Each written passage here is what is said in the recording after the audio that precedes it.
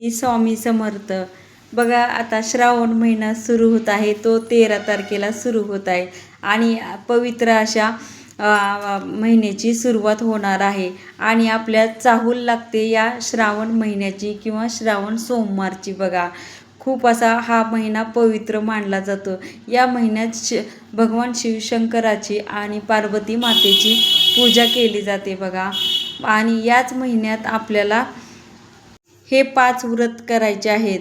तुम्ही वर्षभरातून किती व्रत करता हे माहीत नाही किंवा नाही केले तरी चालतील, पण या पवित्र श्रावण महिन्यातील तुम्ही हे 5 व्रत केले तर सर्व व्रत केल्यासारखे आहेत. आणि तुम्हाला माहीत पण असतील हे व्रत कोणते कोणते आहेत ते.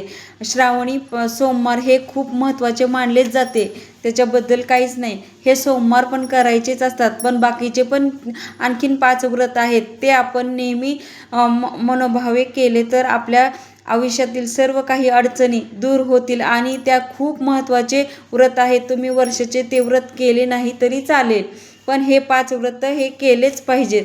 चला तर मग ते कोणते 5 व्रत आहेत ते चला पाहूया आपण. पहिले व्रत आहे श्रावणी सोमवार.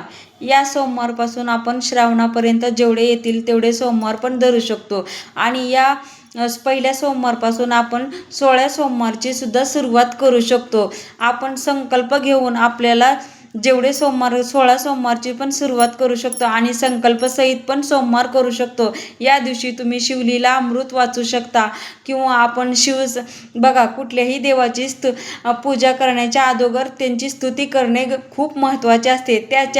त्याच्यासाठी आपण सोमवार धरताना आपण पहिल्यांदा शिवस्तुती म्हणणे गरजेचे आहे. शिवस्तुती म्हणायची आहे. म्हणता येत नसेल तर आपण ऐकू शकतो बघा. आणि त्यानंतर आपल्याला शिवलीला अमृत वाचायचे असते आणि असे आपण 16 सोमवार पण करू शकतो किंवा फक्त आपण संकल्पसहित श्रावण महिन्यापर्यंत जेवढे येतील तेवढे सुद्धा करू शकतात. आता दुसरे व्रत आहे प्रदोष व्रत. प्रदोष व्रत या श्रावण महिन्यात बघा मंगळवार 8 सप्टेंबर रोजी आलेले आहे. हे व्रत खूप महत्त्वाचे असते बघा. हे व्रत मनाला शांती देते, सुख समृद्धी देते. काही अडचणी असेल तर दूर होतात या व्रताने. त्याच्यामुळे हे व्रत खूप महत्त्वाचे मानले जाते. हे व्रत तुम्ही करावे. दुसरे व्रत आहे मंगळागौरी व्रत. बघा या महिन्यात तिने भगवान शिवशंकराचे जसे महत्त्व आहे तसेच पार्वती मातेचे महत्त्व आहे. या महिन्यात पार्वती मातेने खूप तपश्चर्या केलेली आहे, त्याच्यामुळे या महिन्याला खूप महत्त्व आहे.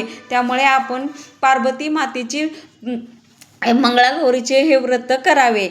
तिसरे व्रत आहे आपल्याला नागपंचमी. नागपंचमीचं व्रत पण आपण करावं बघा. याला पण खूप महत्त्व आहे नागपंचमीच्या दिवशी या व्रताला. आणि चौथे आहे श्रावण शिवरात्री. हा महिनाच आपण भगवान शिवशंकरांना अर्पण केलेला असतो, त्यामुळे या महिन्यातील शिवरात्री तुम्ही उपवास पण करावा आणि या दिवशी तुम्हाला शिवलीला अमृत म्हणा किंवा दुसरं काही कथा वाचायची असेल तर वाचू शकता. मनोभावे आपण भगवान शिवशंकराची पूजा करायची आहे. बेलपत्र, फूल, तुपाचा दिवा असं अर्पण करून हे साजरी करू शकतो बघा. आणि आपल्याला हे व्रत फक्त ह्याच महिन्यात करायचे आहे. तुम्ही वर्षभर करा अगर न करा, पण या महिन्यातले हे व्रत तुम्ही जरूर करावे. याने मनशांती लाभते, आपल्या कामातील अडथळे दूर होतात, आपल्याला एक वेगळाच ऊर्जा मिळते बघा आणि आनंद पण मिळते. सौभाग्य, सुख, समृद्धी या सर्व व्रताने मिळत असते. त्याच्यामुळे हे व्रत तुम्ही जरूर करा.